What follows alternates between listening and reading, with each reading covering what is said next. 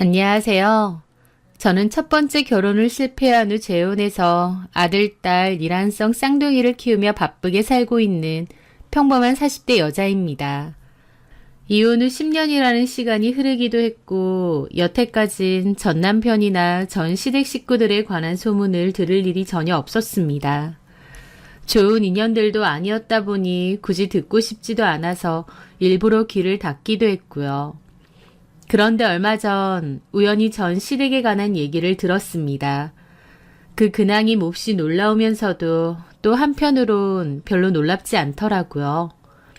왜냐면 그 사람들이 그렇게 잘 먹고 잘 살진 않을 것 같다는 생각을 막연히 하기도 했거든요. 시간이 많이 흐른 지금 이제는 정말 남이 돼버린 그 사람들의 이야기를 씁쓸한 웃음과 함께 편하게 얘기할 수 있게 되었네요.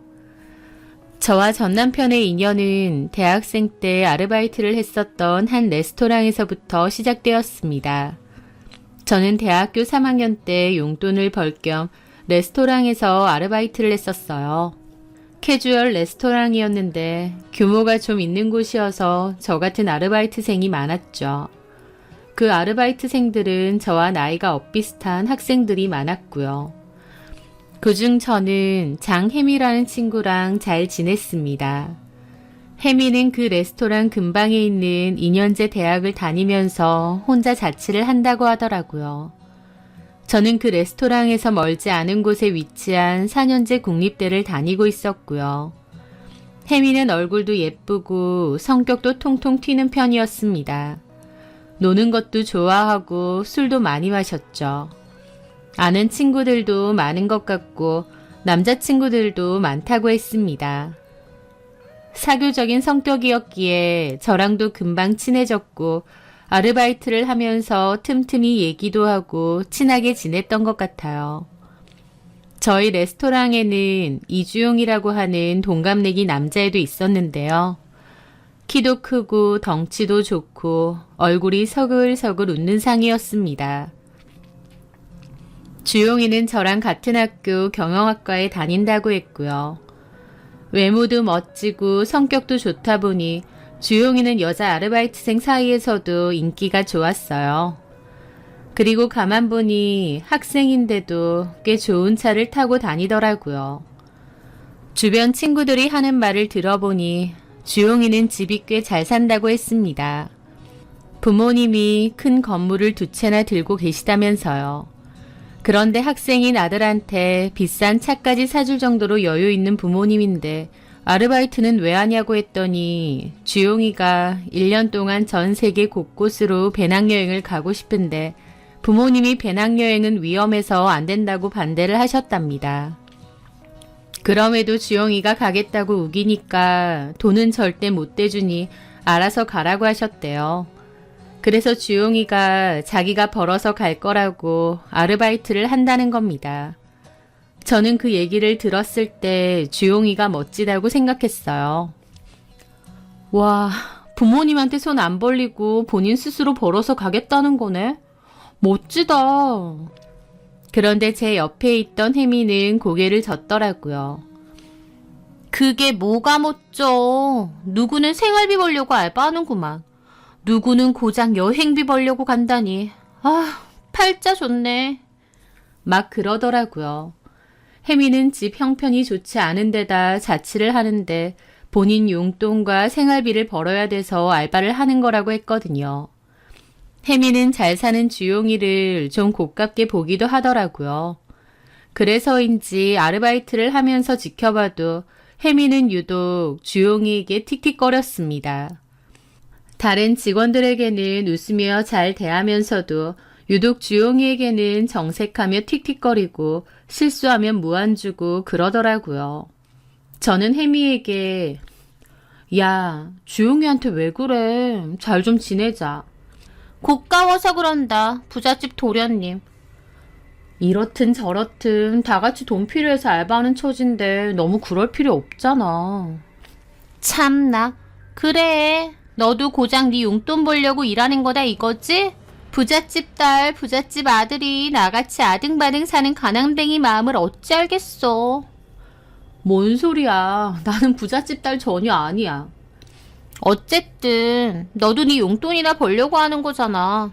생활비나 학비가 아니고. 게다가 너네 부모님 두 분 다 선생님이라며. 너는 오빠도 대학원생이고 너나 이주용이나 똑같아. 막 그럽니다.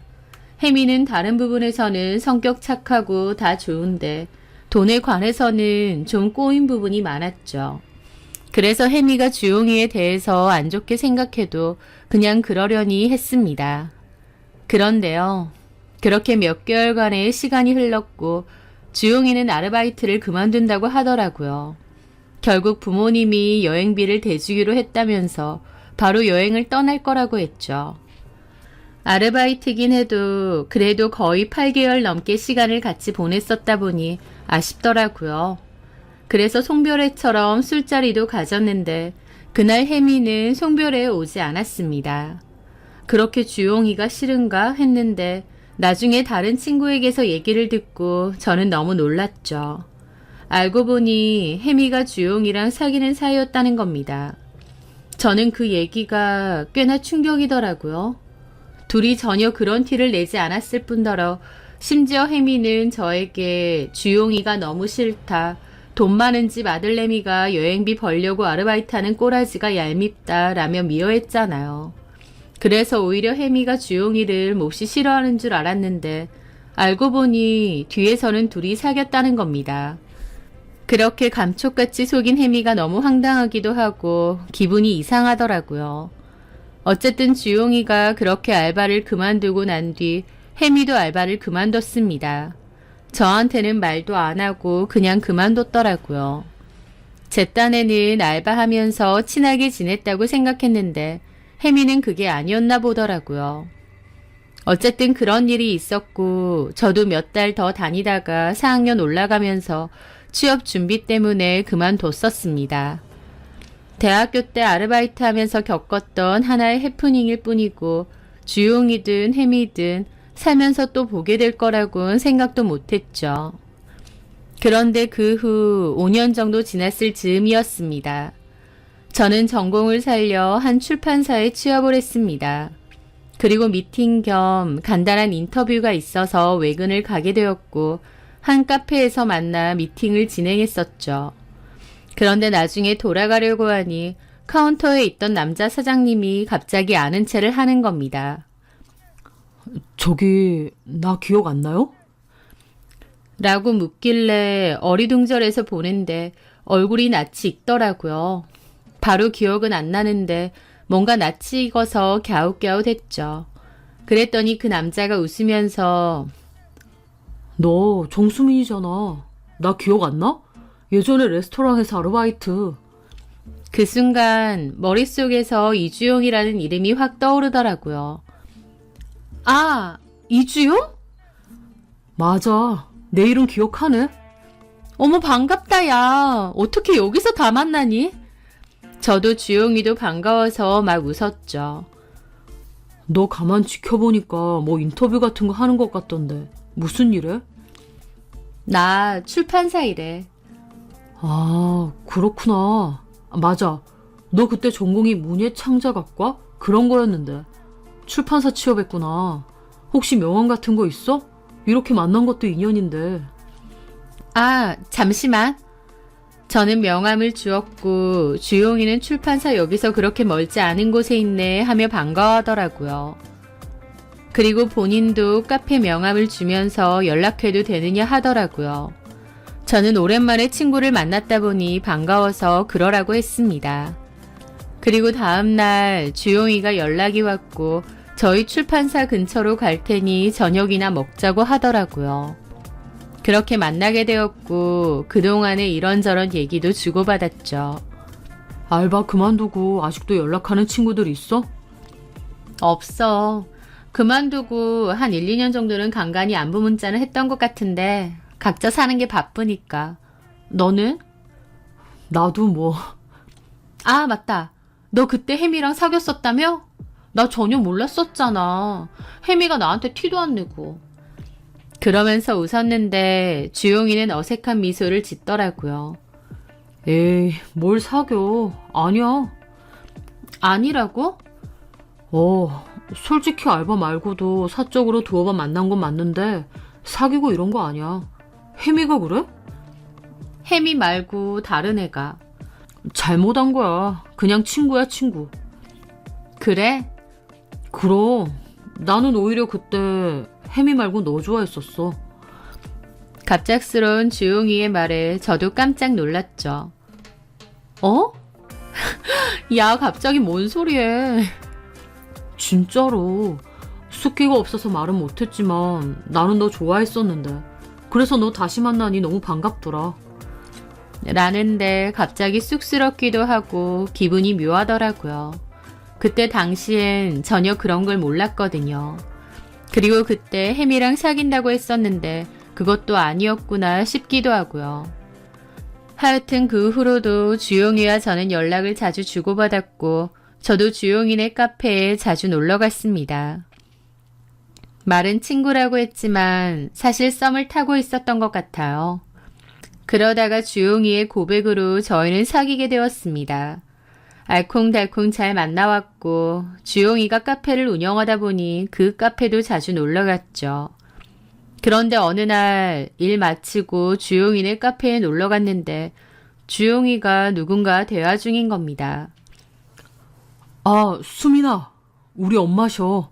엄마, 여기 내가 얘기했던 정수민. 내 여자친구.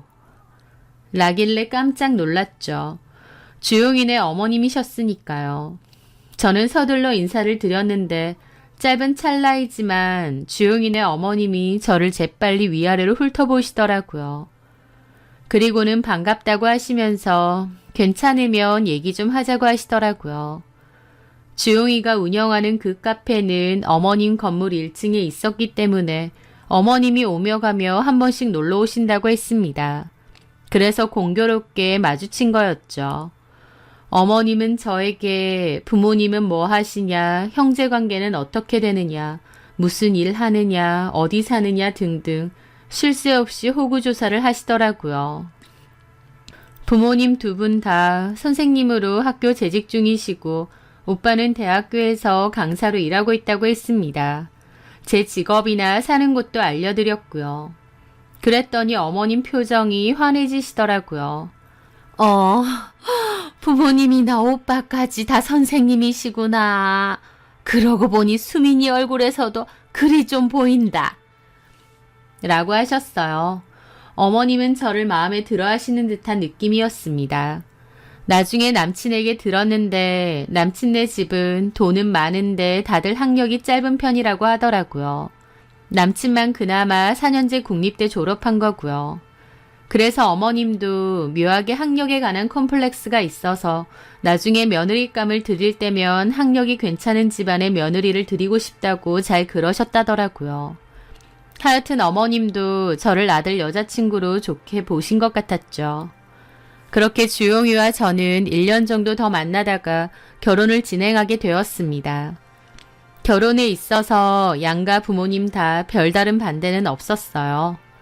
다만 시댁에서 36평 아파트를 장만해 주신다고 했고 그에 상응하는 혼수와 예단을 요구하셨는데 그 금액이 상당하긴 했습니다. 그래도 집을 해주시는 거다 보니 저희 집에서도 최대한 맞춰서 해갔죠. 그렇게 결혼을 했는데 결혼하고 한 6개월 정도 지났을 무렵 어머님이 저보고 다니던 회사를 그만두라고 하시더라고요. 그러면서 어머님 소유 건물 1층에 있는 작은 카페가 있는데 그걸 저더러 운영하라고 하셨어요. 저도 제 일에 욕심이 있고 또 카페 운영에 관해서는 아예 젬병인데 그 자리가 목이 아주 괜찮으니 저보고 운영하라고 그러시는 겁니다. 남편도 저보고 그렇게 하라고 하더라고요. 사실 시댁은 전반적으로 어머님의 입김이 몹시 강합니다. 강한 정도가 아니라 어머님 말이 곧 법이에요. 아버님도 있으시긴 하지만 모든 재산은 다 어머님이 일구신 거고 아버님조차도 어머님에게 용돈 받으며 사셨거든요. 아주버님과 형님도 있긴 한데 아주버님네도 어머님이 하라는 대로 하고 살고 집안 전체가 다 어머님 말을 따랐습니다. 아무래도 어머님이 재력이 있으신데다 가족들 모두 어머님 돈으로 살다 보니 어머님이 곧 왕이신 것 같았죠. 하여튼 저한테도 출판사 거기 다녀봤자 월급도 얼마 안 되는데 관두고 카페를 운영하라고 하셨어요. 저는 썩 내키지는 않는데 집안 분위기가 어머님 말을 거역할 수 있는 분위기가 아닌데 어쩌겠나요.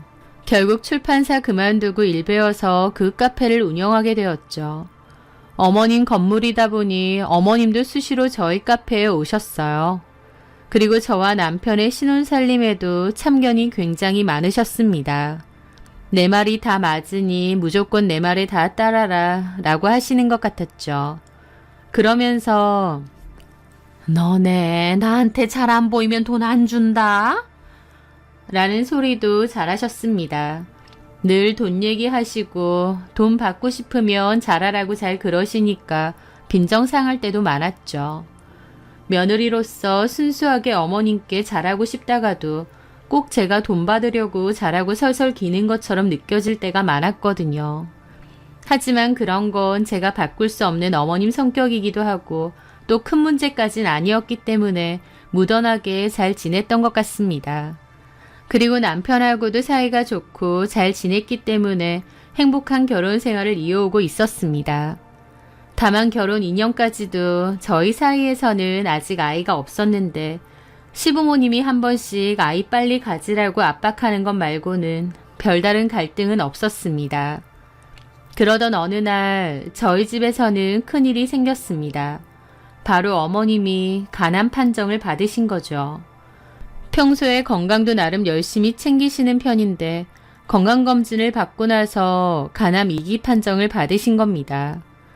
어머님은 울고 불고 난리가 나셨고 내가 이 재산 모으려고 얼마나 악착같이 살았는데 이대로 죽을 순 없다면서 어떻게든 방법을 찾을 거라고 하셨죠.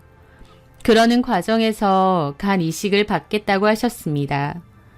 병원에서도 가족 간의 공여를 받는 식으로 간 이식 수술이 가능하다고 했고요. 어머님은 가족 모두 당장 간 이식 접합검사를 받으라고 했습니다. 저희 집에서는 어머님 말이 곧 법이니 다 받을 수밖에 없었는데요.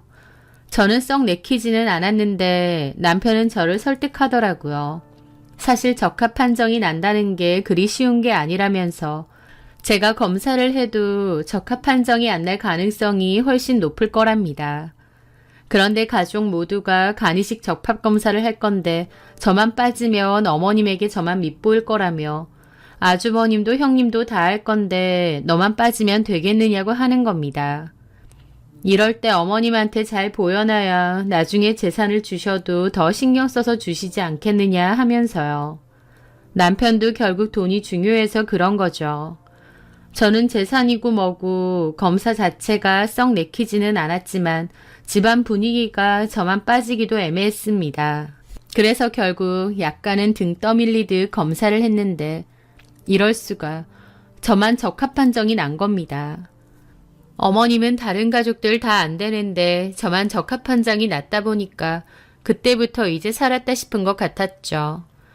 하지만 당연히 저희 부모님은 결사 반대였습니다. 무슨 며느리한테 간 내놓으라고 하느냐며 그럴 거면 이혼하라는 소리까지 하셨으니까요. 간 이식 해주고 나면 건강관리도 정말 철저히 해야 되고 피곤함도 훨씬 자주 느낀다더라. 게다가 너는 임신 계획도 있는데 그런 큰 수술을 해줘버리면 어떡하느냐고 절대 안 된다고 하셨죠. 저희 부모님이 어머님에게 전화한다는 걸 제가 겨우 말렸습니다. 물론 저도 썩 내키지 않았습니다. 하지만 제가 적합 판정이 났다고 하니 어머님은 무슨 동아줄 잡는 심정으로 저한테 매달리시더라고요.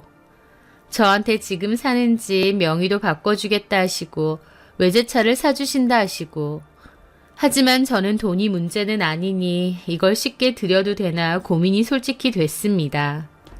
다른 것보다 임신도 해야 되는데 간이식 수술하고 임신에 문제가 없을까 싶었거든요. 하지만 어머님은 병원에서도 아무 문제 없다고 했다면서 다만 수술 부위 때문에 1년 정도 뒤에 가지면 아무 문제 없다고 하시더라고요. 남편도 그렇고 가족들 모두 제가 간이식을 해주길 바랬습니다. 저도 검사를 안 했으면 몰라도 적합 판정을 받았고 또 가족들이 간절히 원하기도 했고 또 병원에서도 1년 정도 지나고 임신 계획 세우면 된다고 하니까 해주는 쪽으로 가닥을 잡았습니다. 그랬더니 어머님이 너무 기뻐하시고 고맙다면서 네가 내 생명의 은인이라며 저를 얼싸안고 좋아하시더라고요. 그러면서 그 뒤에 저한테 거금이 든 통장을 주시는 겁니다. 간이식 대가로 주는 돈은 절대로 아니고 우리 아들하고 결혼해서 잘 살아주는 게 너무 고마워서 며느리에게 선물로 주는 돈이라는 걸 강조하시면서요. 어머님이 기어코 주셨기 때문에 저도 결국 받았습니다. 그 후 병원에서 추가 검사를 받기로 했었죠. 그런데 제가 그 결정을 하고 얼마 지나지 않았을 때였습니다. 저희 카페로 아는 얼굴 하나가 찾아왔더라고요. 과거 아르바이트 같이 했던 혜미였습니다. 어머, 너 혜미 맞지? 반가워. 잘 지냈니? 오랜만에 옛 친구를 만나니 반갑더라고요. 물론 저한테 말도 안 하고 아르바이트를 그만둬서 마지막 인사도 못했지만 그래도 아르바이트 할 때는 친하게 잘 지냈으니까요. 저는 혜미가 우연히 제 카페에 왔다가 저를 본 줄 알았는데 그게 아니라 의도적으로 저를 찾아온 거였습니다. 혜미는 저에게 얘기를 좀 하자고 했고 서로 마주 앉게 되었죠. 갑자기 저를 찾아온 거다 보니 혹시 다단계나 종교 권유 때문에 왔나 싶기도 하더라고요. 그런데 혜미가 하는 말은 정말 뜻밖인 데다 충격 그 자체였습니다. 갑자기 찾아와서 이런 말해서 미안한데 나도 참을 만큼 참았거든. 참을 만큼 참았다니 그게 무슨 말이야? 혜미는 가방에서 사진 하나를 꺼냈습니다. 그런데 그 사진에는 초등학생으로 보이는 아이가 있고 그 옆에는 다름 아닌 제 남편이 같이 있더라고요. 저는 너무 얼떨떨한 기분으로 물었죠. 근 10년 만에 다시 만난 혜미가 내민 사진에 왜 제 남편이 있나요? 이게 뭐야? 많이 놀랐지? 너는 잘못도 없는데 내가 미안하게 됐다. 혜미는 전혀 미안하지 않은 얼굴로 오히려 엄청 차분하고 당당한 얼굴로 미안하다고 하더라고요. 이게 다 뭐냐고 했더니 제가 정말 놀랄만한 얘기를 하는 겁니다. 실은 예전에 아르바이트 할 때 나 이주용이랑 사귀었었어. 너한테 말은 못했지만 그러다가 이주용이랑 헤어졌고 이주용은 여행 갔었잖아. 근데 그 뒤로 알게 된 거야. 내가 임신했다는 걸. 뭐? 놀라서 이주용한테 연락했더니 이주용이 그걸 자기 엄마한테 말했고 그 엄마가 나를 찾아왔더라.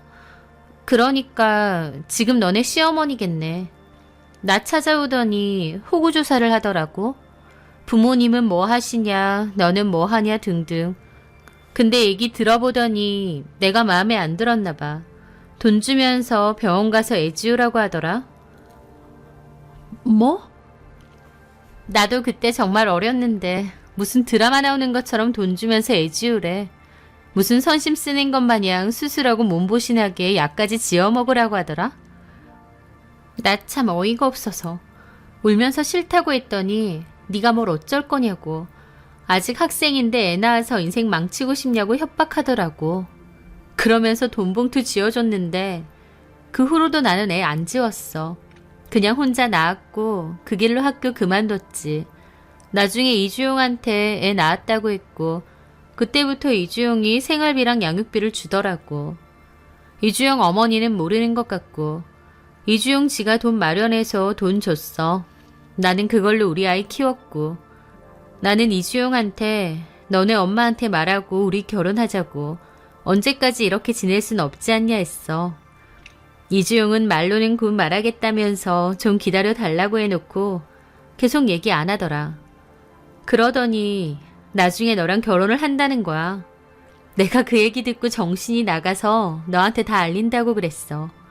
그랬더니 이주용이 너랑 딱 3년만 살고 이혼하고 나한테 오겠다네.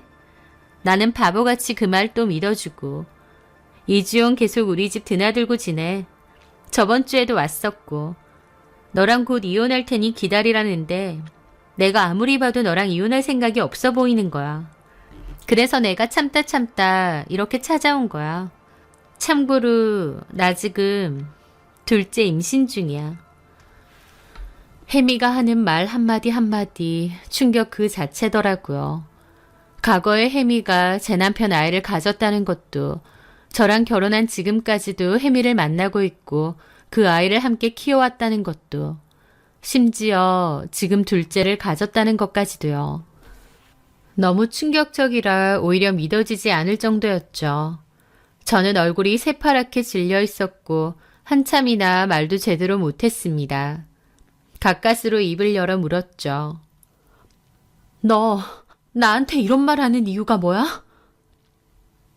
이주영이 너한테 이혼하자고 말 못하니까 내가 하려는 거지. 이혼해줘. 너는 아이도 없고 나보다는 훨씬 정리하기 쉽잖아.